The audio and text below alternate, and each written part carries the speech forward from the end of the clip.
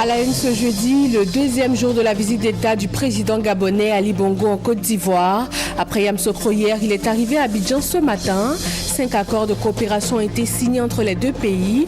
22 autres le seront avant la fin de cette visite de 72 heures. Le Salon international des équipements et des technologies de transformation de l'Anacard s'est ouvert hier.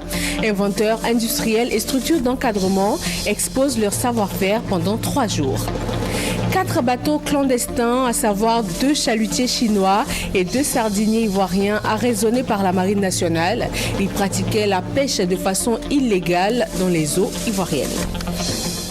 Vous êtes sur RTI 1, bonjour et merci d'être avec nous pour ce nouveau point de l'actualité.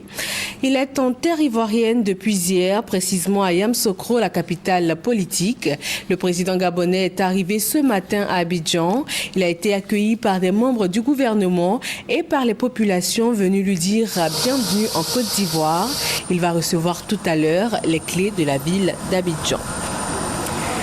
Pour cette visite de 72 heures du président gabonais, ce sont 27 accords de coopération qui vont être signés. 5 l'ont déjà été hier à Yamoussoukro, notamment dans les domaines scientifiques et techniques, la coopération militaire, l'éducation nationale et le secteur agricole. Awa Touré.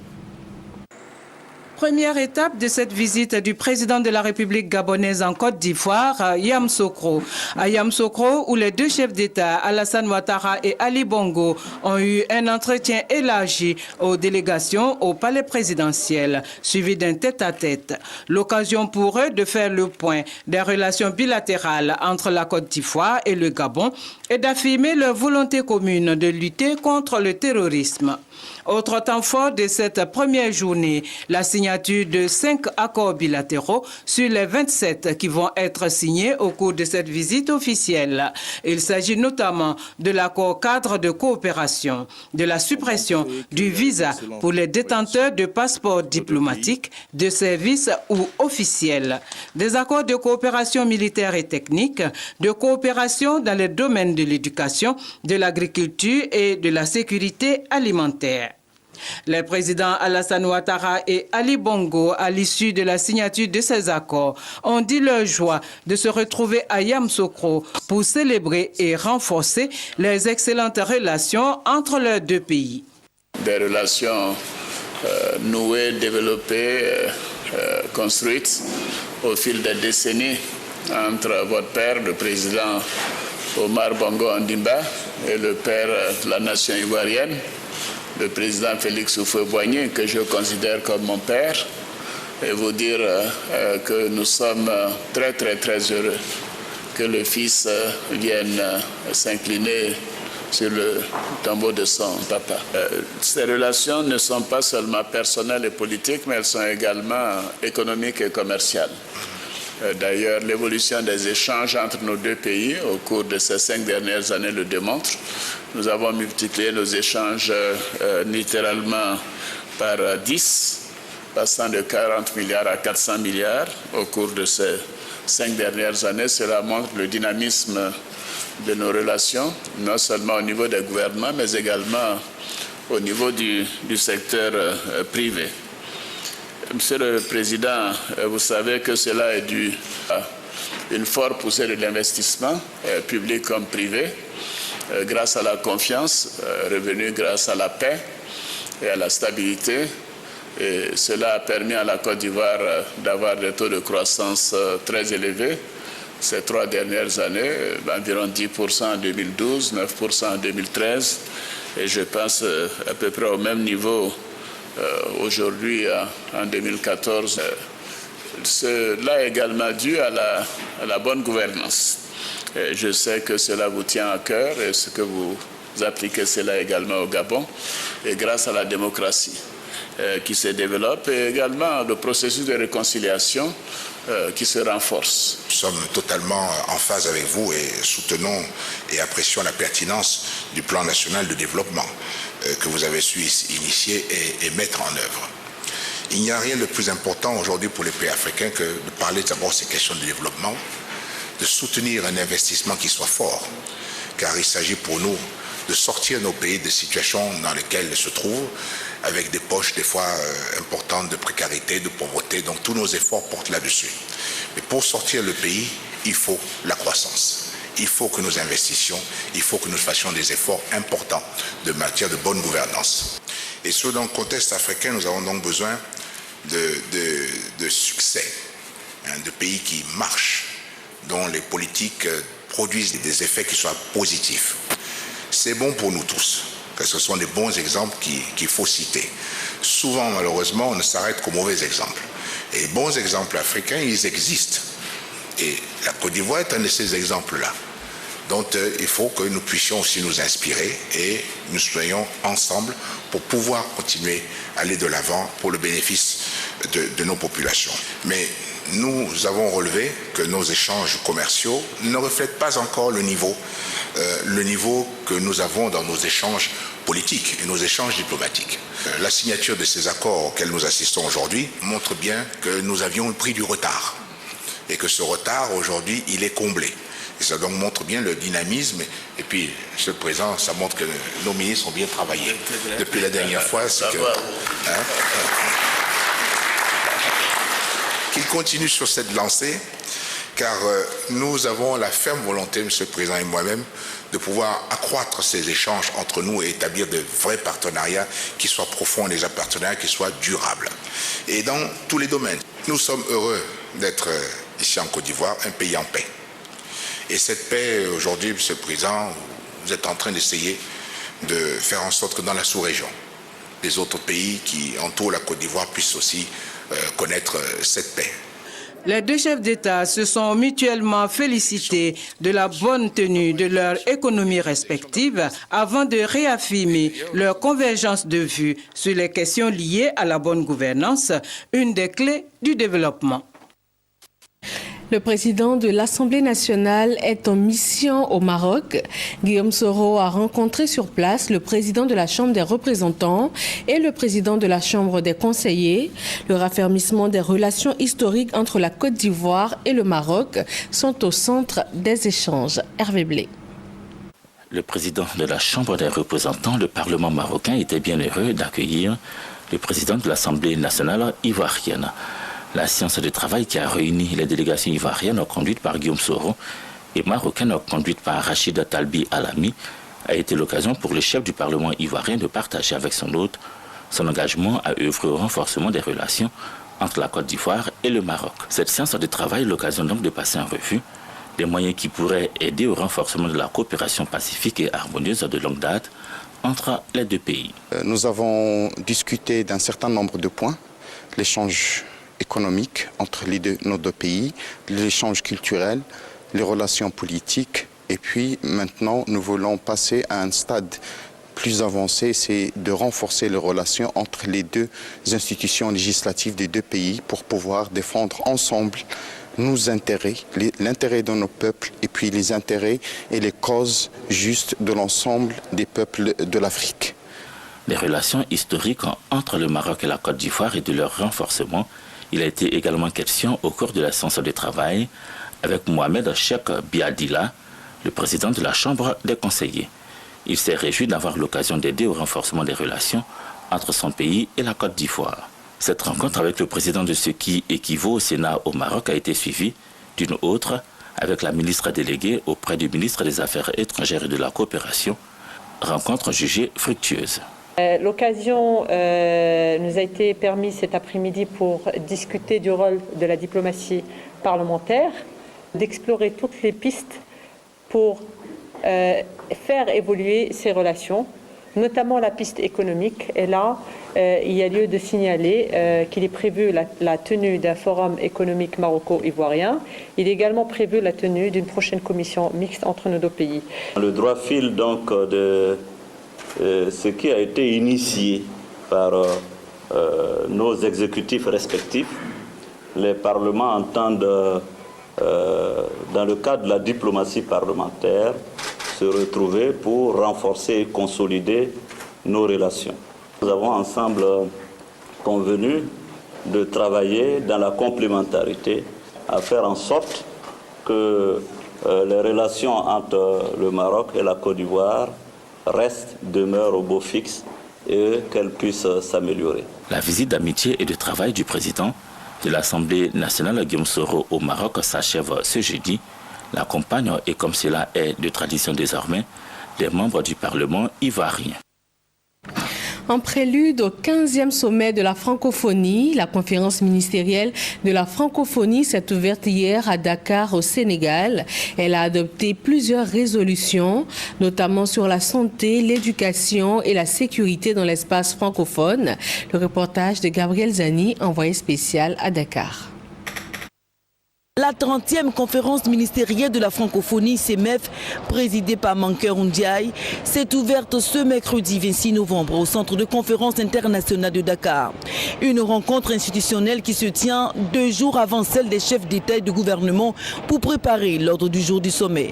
9 résolutions ont été adoptées, dont l'une sur la situation de crise dans l'espace francophone. Une résolution sur la solidarité qui doit prévaloir dans la lutte contre l'Ebola, une résolution importante sur la stratégie économique de la francophonie, une résolution qui porte également sur l'autonomisation des jeunes et des femmes, autant de résolutions qui vont constituer comme des feuilles de route. Lutte contre le trafic de faux médicaments, l'éducation bancaire, des sujets tout aussi importants les uns que les autres pour les pays francophones. La déclaration du sommet des chefs d'État a été aussi revue et adoptée par la CEMEF. Le projet de déclaration de Dakar comprend tous ces aspects de l'orientation stratégique de l'OIF pour les États francophones et impulser une politique commune. Ce projet de déclaration sera soumis aux chefs d'État des pays membres de l'OIF et constituera la feuille de route de la politique francophone de 2015 à 2022. La quinzaine internationale de la science et de la technologie va se tenir du 1er au 15 décembre prochain, ici même à Abidjan. Un concept du ministère de l'Enseignement supérieur et de la Recherche scientifique. C'est un cadre de sensibilisation et d'éducation à la culture de la science et de la technologie. Le premier salon international des équipements et technologies de transformation de l'ANARCAD s'est ouvert hier à Abidjan. Pendant 2 jours, il s'agit entre autres de valoriser les équipements et technologies auprès des investisseurs potentiels. L'enjeu étant de passer d'un niveau de transformation de 5% en 2013 à 100% en 2020. Noël Niagno. C'est parti. Depuis ce mercredi pour le Salon international des équipements et des technologies de transformation de l'ANACAD, CIETA 2014. 3 jours pour présenter, rendre visibles et concrètes les opportunités de transformation du cajou et permettre ainsi à la Côte d'Ivoire d'améliorer son taux de transformation de l'ordre de 5% en 2013 pour le porter à 100% à l'horizon 2020. Grâce à la politique volontariste du gouvernement. La stratégie est fondée sur la promotion des investissements privés et des appuis ciblés de l'État en faveur du secteur de la transformation de l'ANACAD dans les principaux domaines suivants. L'accès au financement pour la transformation, l'amélioration de la qualité, l'appui à la commercialisation, le renforcement des capacités. Tout cela est assorti de mesures d'accompagnement, à savoir la mise en place d'un fonds de garantie pour faciliter le financement des investissements, le renforcement des capacités en matière technique et managériale, la réduction du coût de la validation de l'étude d'impact environnemental et social et l'appui à l'accréditation des laboratoires pour l'analyse des produits de l'ANACAD. Des conférences et interventions thématiques vont meubler ces 72 heures du salon. Il s'agit entre autres des facteurs de réussite de la transformation de l'ANACAD, le processus et qualité des matières premières. L'approfondissement de l'intégration régionale en Afrique de l'Ouest a fait l'objet d'une rencontre sous-régionale ici à Abidjan. La Côte d'Ivoire, qui fournit 40% du PIB de l'économie régionale, a encore des défis à relever pour être un leader en matière d'intégration. Francis Boifo.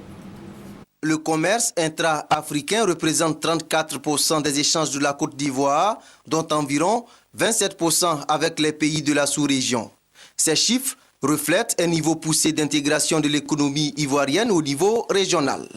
Mais, de l'avis des experts de ce séminaire sur l'intégration, le pays doit faire la promotion des produits vivriers s'il veut être le leader de l'intégration économique. Avec un marché régional beaucoup plus ouvert, cela peut nous permettre de mettre également un accent sur ces productions vivrières-là, ce qui permettra également de faire en sorte que la pauvreté puisse diminuer dans les régions qui sont essentiellement productrices des produits vivriers. Des défis à relever également au niveau des infrastructures pour soutenir la croissance économique. Et notamment des infrastructures de transport, de communication, de télécommunication qui augmentent, qui intensifient la relation entre ce pays et les autres pays d'Afrique de l'Ouest. Plus le marché est élargi, plus notre économie devient forte. L'intégration, c'est les échanges commerciaux, c'est les interconnexions au niveau des marchés qui font que nos entreprises peuvent tirer profit. Le séminaire d'Abidjan sur l'approfondissement de l'intégration régionale a planché sur la révision des textes dans les différents pays. Au niveau de la libre circulation des biens, des personnes et des droits d'établissement dans l'espace CEDEAO, la Côte d'Ivoire est un modèle selon les experts. Les 43e assises de l'Union internationale de la presse francophone se sont refermées le 22 novembre dernier à Dakar. Jeunes et médias, les défis du numérique, voilà le principal sujet qui a meublé ces 3 jours d'assises. Adama Koné. Après 4 années d'inactivité, l'Union internationale de la presse francophone UPF refait surface à Dakar. Les assises de la plus ancienne association francophone de journalistes, grande école de formation, d'échange et de rencontres, ont eu pour thème Jeunes et médias, les défis du numérique. Avec le numérique, on a moins besoin de distribuer les journaux papier. Ça veut dire qu'au contraire, vous pouvez revenir très très vite dans le peloton de tête. Et d'ailleurs, c'est ce qui est en train de se passer. Il y a des grands groupes qui investissent dans le numérique en Afrique. Durant 3 jours, 280 journalistes, patrons de presse, imprimeurs, distributeurs et autres hommes de médias ont confronté leurs idées sur ce virage important que négocient les médias. En fait, celui qui réclame la liberté, ça doit être le peuple. Qui réclame l'information, ça doit être le peuple. Maintenant, ce peuple-là, il a son téléphone portable et tout se passe autour de ça. Et je pense que ça nous interpelle. Certains y voient même une menace pour les supports traditionnels. Il faut s'adapter ou périr. On n'a pas le choix. Nous ne pouvons plus faire de l'information comme nous la faisions avant, parce que les moyens sont devenus multiples, les moyens modernes. On va plus vite, tout le monde fait de l'instantané. D'autres appellent à la mesure. Attention au numérique, il faut garder les fondamentaux du journalisme. Au terme des assises de Dakar, le Sénégalais Madiambal Diagne a été élu président international de l'UPF. Le Français Jean Kouchner a gardé son poste de secrétaire général international. L'Union internationale de la presse francophone compte 2500 membres répartis dans 135 pays dans le monde. 4 bateaux de pêche ont été arraisonnés par la Marine nationale de Côte d'Ivoire. Les raisons, ils pêchaient de façon illégale dans les eaux ivoiriennes. Francis Boifo nous éclaire sur cette affaire. C'est une action d'envergure que les éléments du contre-amiral Diakaridja Konaté, commandant de la Marine nationale, ont mené à travers le bateau patrouilleur L'Émergence. 2 bateaux battant pavillon asiatique et 2 autres ivoiriens ont été arraisonnés au large des côtes ivoiriennes. Dans une de ces missions de routine, l'Émergence a surpris ces bateaux en train de faire entrave à la réglementation sur la pêche. Et c'est cette raison qui fait que ces bateaux sont aujourd'hui ici. Les 2 bateaux ivoiriens pêchaient dans une zone interdite quand ceux battant pavillon asiatique n'avaient pas de licence de pêche. Les responsables de ces bateaux encourent des peines. Ça va aussi de 3 mois à 1 an de prison. On peut aller de 100 000 à 50 millions, ça dépend. Il faut que tous les contours soient étudiés pour pouvoir fixer l'amende. Rien ne sera plus comme avant. Tous les navires qui seront pris en train de pêcher de façon illégale seront sanctionnés. Le commandant de la Marine nationale remercie le président de la République pour avoir doté les forces navales de matériel adéquat de travail. Le lieutenant-colonel Hervé Touré prend la tête du 3e bataillon de Boaké. Il devient le 21e chef de corps après le lieutenant-colonel Ali Koulibaly. La passation de commandement s'est déroulée en présence des autorités militaires, administratives et de la société civile. Amadou Ouattara, Kader Sogodogo. 3e bataillon d'infanterie, de par le président de la République, chef suprême des armées, vous reconnaîtrez désormais pour chef le lieutenant-colonel Touré Hervé Armand Pélican, ici présent. Le 3e bataillon d'infanterie de Boaké a un nouveau chef de corps. Le lieutenant-colonel Touré Hervé Armand Pélican remplace le lieutenant-colonel Ali Koulibaly.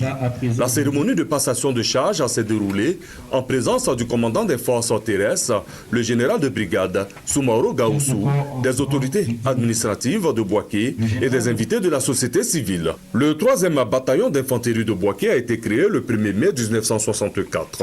Le lieutenant-colonel Touré Hervé Armand Pélican en est son 21e chef de corps. Le nouveau commandant du 3e bataillon a promis travailler dans la rigueur professionnelle. Il a exhorté les troupes sous sa responsabilité à avoir un esprit républicain. Je me vertuerai tout au long de mon commandement à mériter cette confiance placée en ma modeste personne et à rendre visibles les orientations du chef d'état-major général des forces républicaines de Côte d'Ivoire. Toute ma gratitude au chef de l'État qui a fait l'insigne honneur de me placer à la tête du 3e bataillon d'infanterie. À vous, militaires du 3e bataillon, j'attends de vous une adhésion active et surtout une discipline consciente et volontaire. Un défilé des troupes à pied, composé de 5 sections, a clos cette cérémonie de passation de commandement au 3e bataillon d'infanterie de Boaké. Parlons santé avec la lutte contre la rougeole. À San Pedro, zone sud-ouest de la Côte d'Ivoire, les parents sont invités à faire vacciner les enfants âgés de 6 mois à 9 ans. La campagne de vaccination va durer du 21 au 30 novembre. Thérèse Yoboué. Pour cette 3e campagne de vaccination de suivi contre la rougeole dans la région de San Pedro, ce sont 283 049 enfants de 6 mois à 9 ans qui sont concernés. Cette campagne va se tendre jusqu'au 30 novembre 2014. Il s'agit de donner la chance aux enfants ayant manqué la vaccination de routine. L'objectif étant de réduire la morbidité et la mortalité des jeunes enfants. Le directeur départemental de la santé et de la lutte contre le sida à San Pedro a exprimé sa gratitude à l'OMS, l'UNICEF, aux autorités préfectorales pour leur soutien dans la mobilisation des communautés. Il a ensuite exhorté la population, surtout les mères, à faire vacciner leurs enfants, car la rougeole, de par ses complications, peut entraver le développement, l'épanouissement des enfants. Une délégation de l'ONU-SIDA à la rencontre du ministre de la Promotion de la Jeunesse, des Sports et des Loisirs. Le directeur régional de l'Afrique de l'Ouest a été présenté au ministre. Il a été question aussi de maximiser la lutte contre le sida, surtout chez la jeunesse. Amsa Diaby. Une jeunesse ivoirienne forte, engagée et saine. Voilà ce que souhaite le ministre de la Promotion de la Jeunesse, des Sports et Loisirs. Pour Alain Lobognon, la sensibilisation reste donc la seule arme, mais pour qu'elle soit efficace, il faut des moyens conséquents. Alain Lobognon opte pour une bataille engagée contre le VIH-Sida. L'institution régionale ONU-SIDA entend bien l'accompagner. Nous souhaitons donc accompagner le ministère de la Jeunesse dans son travail et essayer de trouver les ressources dont ce ministère a besoin au-delà des investissements faits par le gouvernement et par les partenaires du gouvernement ivoirien pour que ce département joue son rôle d'animation, d'impulsion et de mobilisation de la jeunesse dans le cadre de la lutte contre le sida, mais également dans le cadre de la promotion de la santé et des comportements sains dans la jeunesse ivoirienne. Le ministre de la Promotion de la Jeunesse, des Sports et Loisirs entend aussi réduire la facture de santé à travers la pratique du sport dans toutes les régions de Côte d'Ivoire. Rappelons pour finir que le président gabonais est arrivé ce matin à Abidjan. Il a été accueilli par des membres du gouvernement et par les populations. su dire bienvenue en Côte d'Ivoire. Le président Bongo va recevoir tout à l'heure les clés de la ville et il a démarré, rappelons-le, son séjour en terre ivoirienne hier à Yamoussoukro, la capitale politique. Et voilà qui met fin à ce 13h. Merci de nous avoir suivis et surtout restez sur RTI1.